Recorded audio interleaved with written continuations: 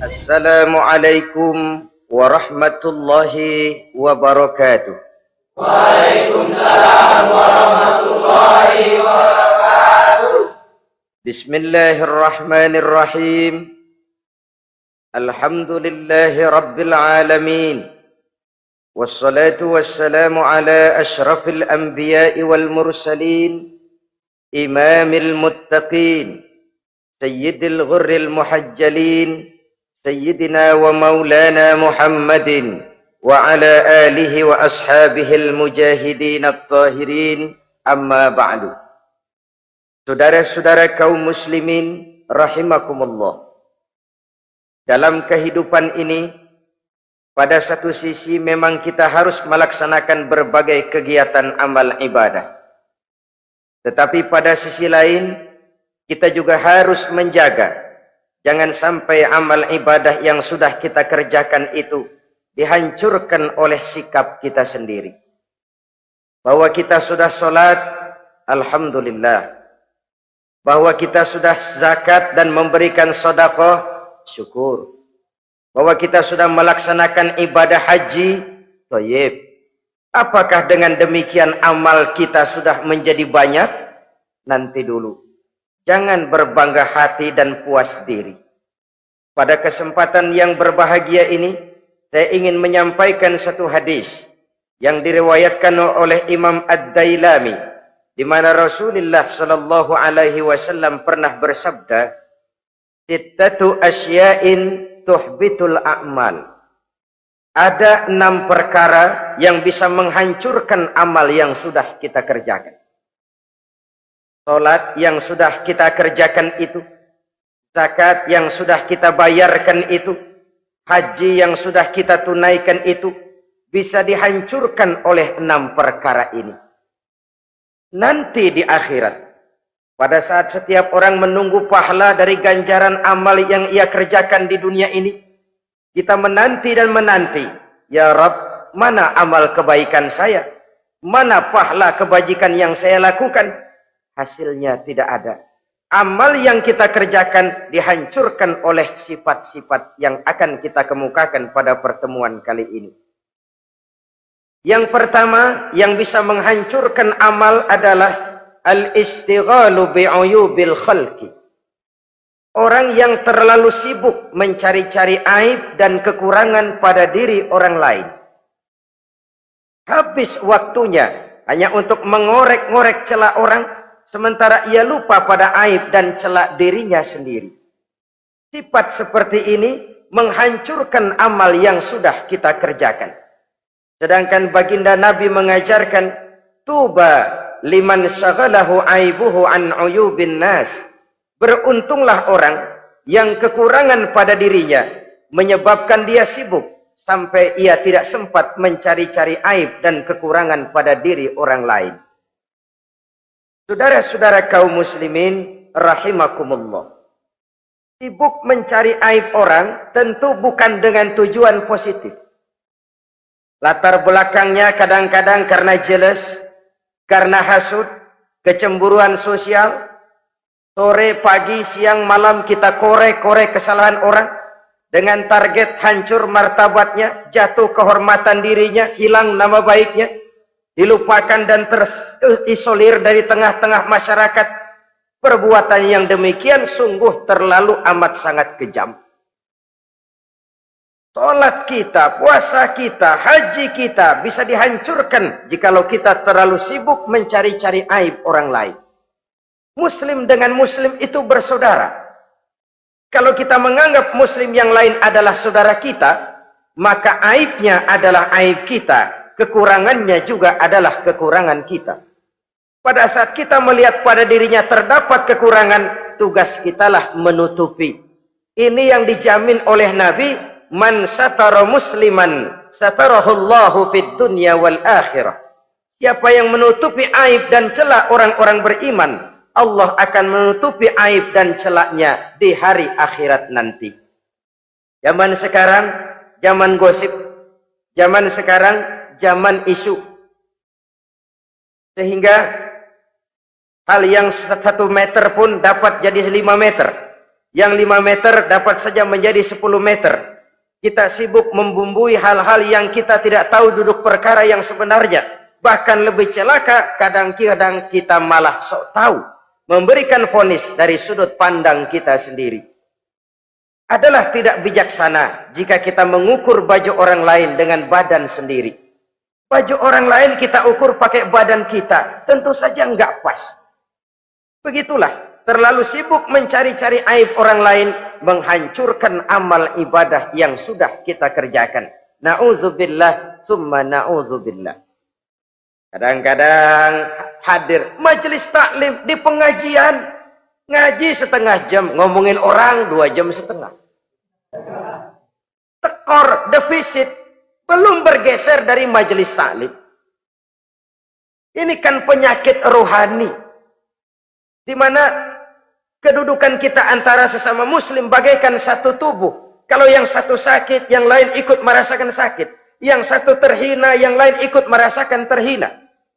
Jadi pada saat kita melihat aib orang lain, kita ceritakan di mana-mana, kita bongkar di mana-mana, tentu satu hal yang jelas, kita tidak senang kepada orang itu. Kita tidak senang kepada orang itu. Dan kalau sudah tidak senang, maka fungsi persaudaraan bisa berubah menjadi permusuhan. Oleh sebab itu, kalau ada 2 orang berselisih, boleh kita bohong untuk mendamaikan 2 orang tadi. Misalnya si A sama si B berantem nih, jengkel, marah-marahan. Saudara datang ke rumah si A. A, saya dengar kamu lagi marahan sama B. Iya itu si B, kurang ajar. Bangsat, bajingan, tengik. Pokoknya kalau ketemu, awas. Ah, saya kira sih enggak begitu. Tadi saya ketemu B, dia bilang malah kangen sama sampean. Dia pengen ketemu. Ingat masa lalu zaman sebantal berdua, sebatang rokok berdua. Dia kangen pengen ketemu. Padahal si B enggak ngomong apa-apa sama saya. Saya olah sedemikian rupa sampai si A tenang. A tenang, saya datang ke rumah B. B, katanya kamu lagi marahan sama si A. Iya tuh A, unyuk monyet. Udahlah, pokoknya kalau ketemu dia saya hantam habis. Barusan saya ketemu si A, dia bilang pengen ketemu ente. Pengen ngobrol kayak dulu, mengembalikan keharmonisan yang hilang, mengembalikan kehangatan persaudaraan yang lenyap. Si A tenang, si B adem. Kenapa? Karena bohong saya. Kesana saya ademin, kesini saya ademin. Jenis bohong seperti ini berpahala. Kenapa? Tujuannya mendamaikan orang yang sedang berselisih. Tapi kan orang bermental seperti ini jarang. Yang banyak kan tukang kompor sekarang. Sono angetin, sini angetin, murub deh. Datang sama A, lu marahan sama B. Iya, gue kesel banget sama B. Emang? Wow. Diemang-emangin. Oh, udah dah, pokoknya gue mah kalau jadi elo takut sama si B, gue buka celana, gue pakai rok deh. Si A panas. A panas, datang ke rumah B. Komporin lagi. Dua-duanya panas, koslet, terjadi perkelahian. Biang iblisnya tukang kompornya. Sampai untuk mendamaikan 2 orang yang berselisih, diizinkan berdusta. Kenapa? Prinsip Islam itu Islam. Mencari jalan damai, bukan mengeruhkan suasana. Inilah realitas di tengah-tengah masyarakat. Enakan ngomporin daripada nyiramin. Enakan manasin daripada mendamaikan 2 orang yang sedang berselisih. Apalagi kalau kita punya kepentingan. Main nimbrung aja kayak toge. Kagak ngerti urusan. Nyampur aja nyampur. Toge kan begitu toge. Ada laksa nimbrung, ada gado-gado ngikut, ada kredok masuk. Kagak ngerti juntrungan masalah, main nyampur aja nyampur. Ini kan tidak objektif namanya. Nah, mental seperti ini, wah, sholatnya khusyuk, zakat bayar, sedekah iya, tapi kalau suka cari-cari aib orang, jembreng kesalahan orang di mana-mana, sholatnya, puasanya, hajinya bisa dihancurkan oleh mental yang seperti ini. Jangan bangga-bangga, sholat saya sudah banyak, puasa saya hebat, mantap, haji saya tiap tahun mondar-mandir ke Mekah. Tapi kalau mental seperti ini masih ada, waspadalah. Amal yang kita kerjakan bisa hancur oleh mental, sikap mental kita sendiri. Ini yang pertama. Yang bisa menghancurkan amal terlalu sibuk mencari-cari aib orang lain. Satu. Yang kedua, saudara-saudara, wa qaswatul qalbi. Orang yang hatinya keras, tidak mempan diberikan nasihat. Baik nasihat yang datang dari luar dirinya, ataupun nasihat yang datang dari dalam dirinya. Hatinya keras. Dikasih muka tembok, kulit badak, kuping kebo. Makhluk apa namanya itu? Wallahu a'lam. Rai gedek. Pantas ya kalau kita lihat sejarah Islam itu turun di semenanjung Arabia. Sebagai tes case. Masyarakat Arab 14 abad yang lalu dikenal keras, kasar, brutal, primitif. Dari berbagai aspek kehidupan. Standar, kalau di tengah masyarakat yang begitu keras Islam berhasil, masyarakat lain lebih mudah masuk. Rasulullah diutus di Cianjur, lalu dakwahnya sukses, saya nggak kagum. Paling-paling datang Nabi ke Cianjur disambut dengan ramah. Enggak, Rasul. Ayah nama kumaha Rasul wae, ayah nama. Pasti aman, damai, tidak ada cerita perang. Tapi Masya Allah, turun di tengah satu struktur sosial yang keras, kasar, primitif. Menghadapi orang yang hatinya keras seperti ini. Apa prinsip kebijaksanaan yang dilaksanakan oleh Rasul dalam menerapkan syariat Islam? Pertama, at-tadrij fit tashri'. Dalam melaksanakan syariat, prosesnya melalui tahapan. Contoh. Jahiliyah dulu itu paling senang sama mabuk. Geng. Pinteler. Oh, jahiliyah itu kalau sudah mabuk nggak cuman minum, mandi pakai arak. Subhanallah. Mandi pakai arak. Menghadapi masyarakat yang seperti ini, apa strategi syariat Islam? Mula-mula ayat yang turun. Yas'alunaka 'anil khamri wal maisir qul fihima ismun kabirun wa manafi'un linnas. Mereka bertanya kepadamu hai Muhammad tentang arak. Katakan, arak itu ada manfaatnya tapi juga ada bahayanya. Bahayanya lebih besar daripada manfaatnya. Tidak diharamkan dulu, tidak. Cuman dikasih sen. Teler emang enak. Oh, melayang ke langit. Cuman ada bahayanya. Bahayanya lebih besar daripada manfaatnya. Dikasih gambaran, dikasih sen. Tidak diharamkan mutlak dulu, tidak. Bertahap dikit dulu. Nih. Urusannya begini nih. Ada manfaatnya, tapi ada bahayanya. Bahayanya lebih besar daripada manfaatnya. Jak rasio berpikir. Setelah tahu bahayanya lebih besar, kan dikit-dikit mulain jauh. Mulain ngurangin, jaga jarak. Setelah ada jarak, turun peringatan kedua. La taqrabus salata wa antum sukara. Jangan dekati solat kalau kamu lagi mabuk. Solat sehari semalam 5 kali. Berarti 5 kali mereka harus jaga diri. Jangan sampai mabuk. Makin jauh. Setelah jauh sekali, kira-kira tidak goyah. Turun vonis. Innamal khamr wal maisir wal ansab wal azlamu rijsun min amali syaitan fajtanibu la'allakum tuflihun. Arak itu najis, kotor, perbuatan setan. Jauhi, pasti kamu akan beruntung. Baru timbul hukum haramnya. Orang udah nggak kaget. Kenapa? Pagi-pagi udah dikasih sen.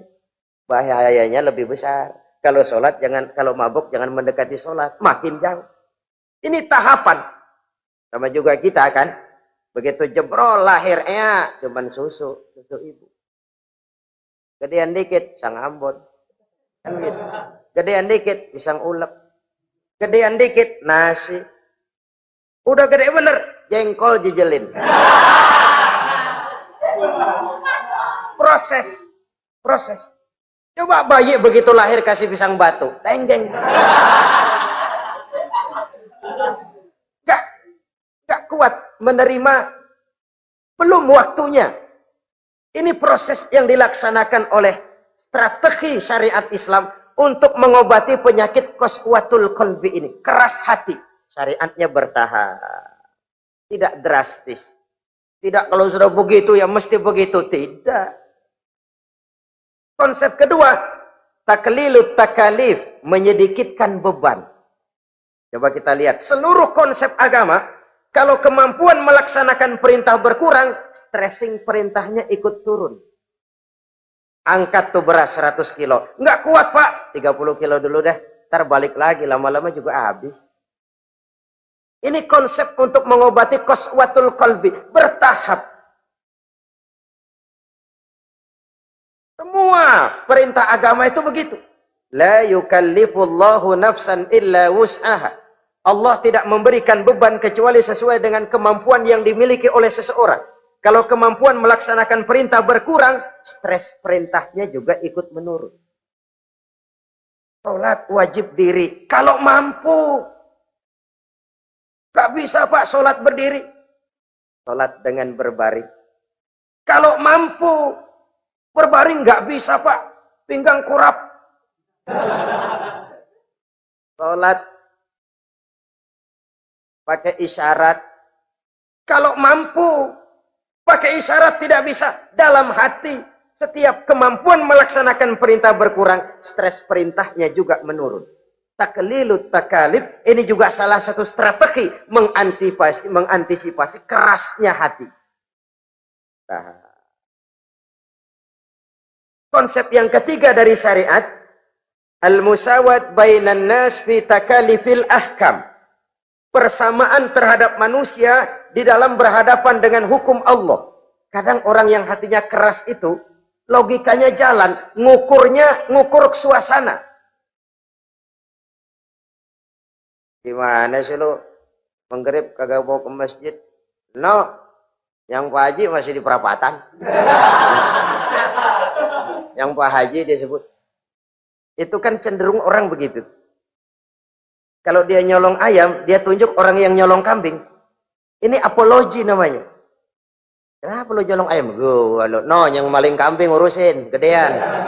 Apologi. Lah kapan mau beres kalau begitu? Tidak introspeksi, tidak self correction. Itu apologi.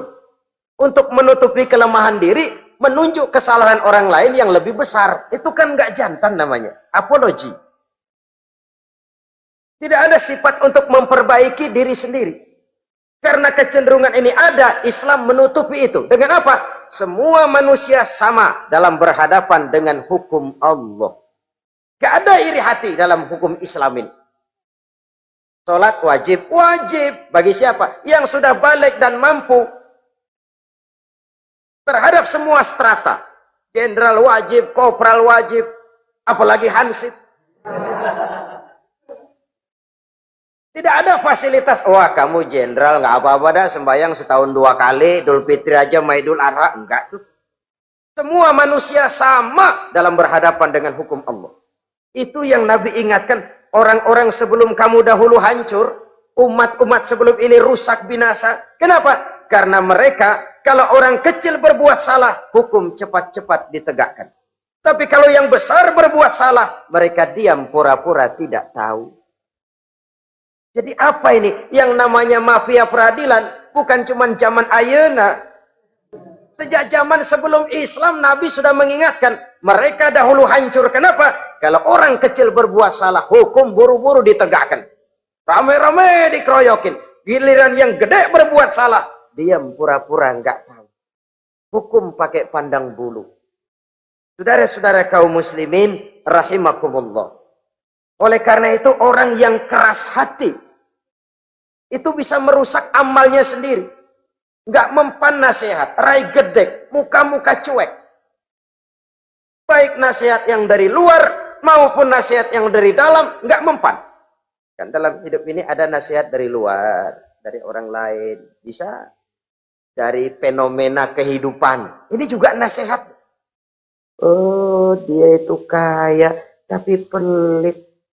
Hatinya begitu ya. Katanya menteleng. Itu kan nasihat. Itu kan nasihat. Oh, dia waktu berkuasa tapi zalim, matinya begitu.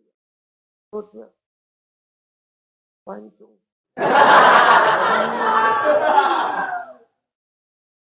Fenomena kehidupan yang kita lihat, yang kita dengar, yang kita saksikan, itu semuanya bisa nasihat. Unzuru kaifa kana akibatul mukadzibin. Lihat kehidupan ini. Dunia ini kan sebuah sekolahan besar. Semua yang kita lihat, kita saksikan, kita pelajari, bisa jadi contoh buat kita. Orang yang bijak, yang bisa mengambil hikmah dari manapun datangnya. Baik dari yang baik maupun dari yang tidak baik. Saudara-saudara kaum muslimin, rahimakumullah. Nasihat yang datang dari luar. Dari orang atau dari fenomena kehidupan. Atau nasihat yang tumbuh dari dalam diri sendiri. Perubahan organisme tubuh. Itu kan nasihat. Ya Allah. Sekarang cantik jelita. Iya, sedang sweet 17-an. Rambutnya hitam, ikal berderai. Iya, semua memuja, memuji. Alisnya katanya laksana semut beriring. Dagunya bak pauh dilayang. Kalau dia senyum, semua orang terpesona. Sekarang 50 tahun yang akan datang, coba senyum, kabur orang. Fenomena kehidupan. Apa yang tidak berakhir? Kenapa harus keras hati? Kita kata kita berkuasa, berapa hari kita punya jabatan? Kita kata kita kaya, berapa banyak harta kita? Kita kata kita alim, kita tahu. Apa yang kita tahu dari semesta jagat raya ini? Lalu apa yang tidak berakhir? Korun yang katanya kaya, mati itu. Fir'aun yang katanya gagah, mati. Napoleon Bonaparte, the Lion of Europe, singa daratan Eropa, mati. Saking matinya, mati.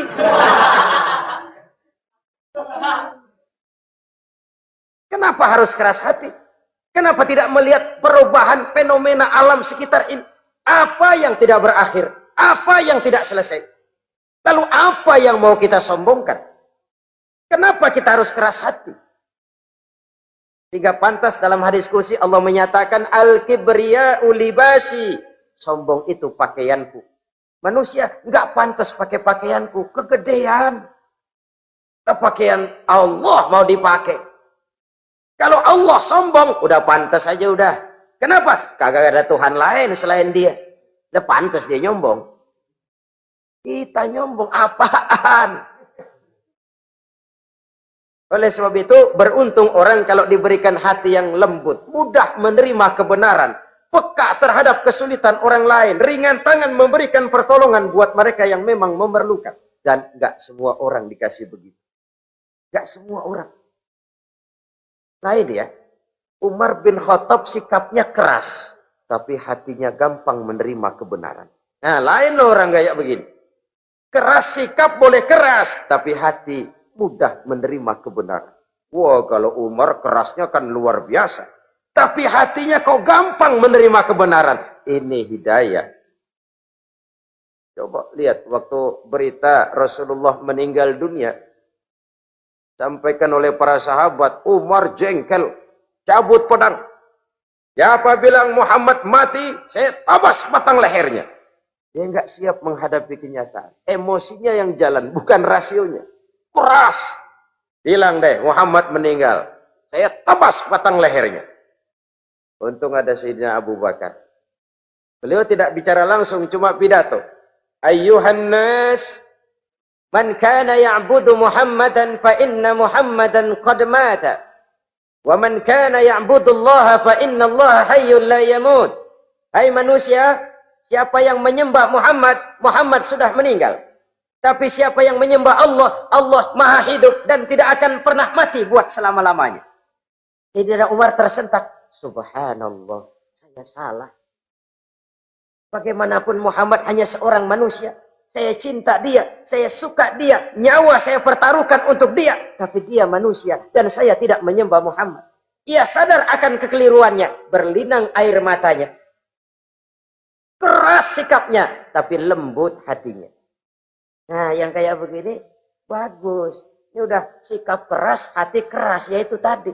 Muka tembok, kulit buadak, kuping kebo. Diapain aja udah nggak mempan aja udah. Susah yang kayak begini. Saudara-saudara, ma'asyiral muslimin rahimakumullah. Jadi yang kedua yang bisa menghancurkan amal kita, orang yang hatinya keras. Wah. Yang ketiga sekarang, yang bisa menghancurkan amal kita itu wa hubbud dunya. Orang yang terlalu cinta kepada dunia. Nih, pakai kalimat terlalu ya. Kalau sekadar cinta kepada dunia, why not? Kita cinta anak dan istri, wajar. Kita cinta harta benda, tentu. Kita cinta sanak famili dan seluruh handai tolan, memang. Kita juga cinta kepada bangsa dan tanah air, itu bagian dari iman, persilahkan. Yang tidak boleh itu kalau sudah pakai kalimat terlalu. Terlalu. Sebab kalau sudah terlalu, itu sudah di luar kontrol. Orang lalu menghalalkan segala cara. Terlalu cinta kepada jabatan. Akhirnya bergeser. Sholat menghadap Allah. Dengar mau pindah jabatan ke tempat kering. Gerasak gerusuk nyari dukun. Ini kan namanya iya kana budu wa dukun nasta'in. Nggak bisa wong itu satu paket. Kalau iya kana budu wa iya kana nasta'in. Kalau hanya kepadamu ya Allah kami menyembah, hanya kepadamu kami minta tolong. Ini paket, jangan dipisah-pisah. Menyembahnya kepada Allah, minta tolongnya kepada yang lain. Sinkret, bercampur. Iya, kalau es campur enak. Tapi kalau agama dicampur dengan yang lain, nggak enak rasanya. Sama juga begini, ada gelas ya. Kalau sepenuhnya diisi bensin, itu ketahuan, bisa diminum motor. Kalau sepenuhnya diisi air putih, jelas bisa diminum orang. Tapi begitu separuh diisi bensin, separuh diisi air putih, kacau dah. Motor minum, mogok. Orang minum, mabok. Dijual juga nggak laku. Kenapa? Sinkret. Maka Allah pesan, wala talbisul haqqa bil batil. Jangan kau campur aduk yang hak dengan yang batil. Sekianlah jumpa kita kali ini. Insya Allah kita lanjutkan di lain kesempatan. Terima kasih atas segala perhatian. Mohon maaf atas segala kekurangan. Usikum wa nafsi bitaqwallah. Wassalamualaikum warahmatullahi wabarakatuh.